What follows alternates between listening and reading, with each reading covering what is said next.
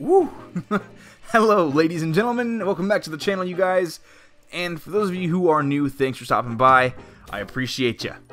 We had a big day today, people. If you didn't know, Black Ops 4 was revealed to us, and we had the huge community reveal event. Now, in this reveal, there was just so much information coming to us that it was pretty damn hard to keep up. I mean, my head's still spinning. And I'm sure we're learning more and more as the days roll on. At this reveal, we didn't just get one little trailer, but we were able to take a peek at the full game, which really has never happened before. Now, as for what I thought of the event, honestly, I wasn't too sure about the whole thing, although admittedly most of my opinions were influenced by the chat in the live stream who were saying things like, "Rip COD, Call of Duty is dead, this is a Black Ops 3 reskin," and all that stuff. But what I did was, after the live event went down, I went back and watched the whole thing without distractions or negativity, and I got a completely different feeling than the one I initially had. I felt as though I picked up on a few things that some may have missed, or just failed to consider in the first place. So if you are one of those people panicking, or were upset by the reveal or gameplay you've been seeing recently, I'm going to try and break things down for you, and encourage you to look at this in a new light. Let's talk about what was actually shown at this event. We got a pretty detailed look at multiplayer, and we were exposed to so many new mechanics and features that it would be really difficult to jam them all into one video. But what I can say is that we were shown that specialists will be returning, which was perceived as a negative to some, but honestly, the way these specialists were handled seemed to be a much more customizable and more enjoyable version of the Black Ops 3 specialists, which I can actually take away as a positive. But what some people took away as the deal breaker, the complete deal breaker, was the way in which health regeneration is handled. If you didn't hear, your health in Black Ops 4 doesn't automatically regenerate as it has in the past decade. Instead, healing abilities are placed in your own hands and is now the player's responsibility to manage. Now, when I first heard this, I was pissed, but after careful consideration, I feel that this is one of the mechanics that I'm most looking forward to experiencing. As I'm sure we all know, Call of Duty is a newbie game, let's be honest. Basically, anybody can hop on and kill anybody above their skill level.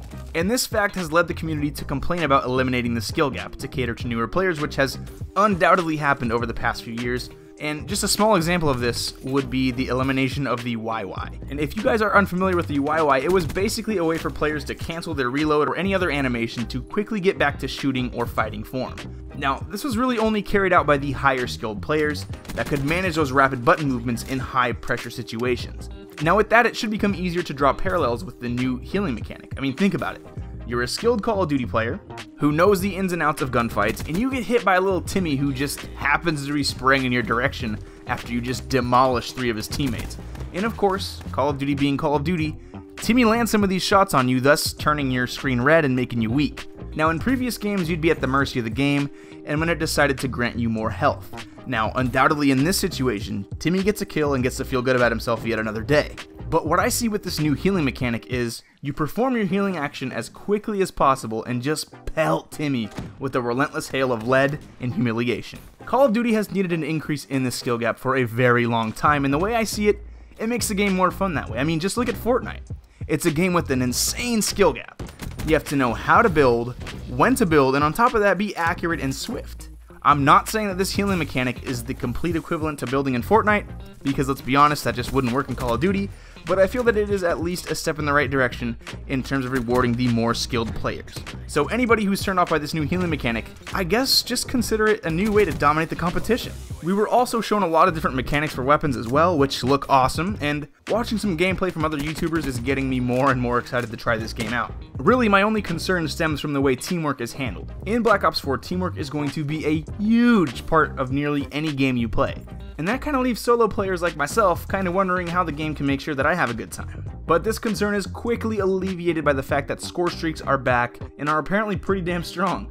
So going for streaks can be rewarding again. As you guys know, solo players love to go for streaks. But back to the weapons. It is said that each weapon is basically unique in terms of the kind of attachments that can be used on them, and each weapon has its own predictive recoil pattern, and I've heard people comparing that recoil mechanic to CSGO, and it sounds pretty damn good. Huh.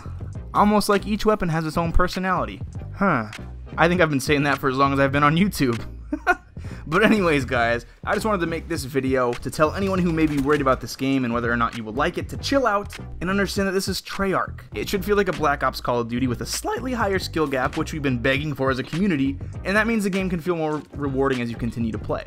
The gunfights look interesting and slightly challenging, the maps look nice and put together, and I'm getting a Black Ops 2 vibe from the game, for some reason.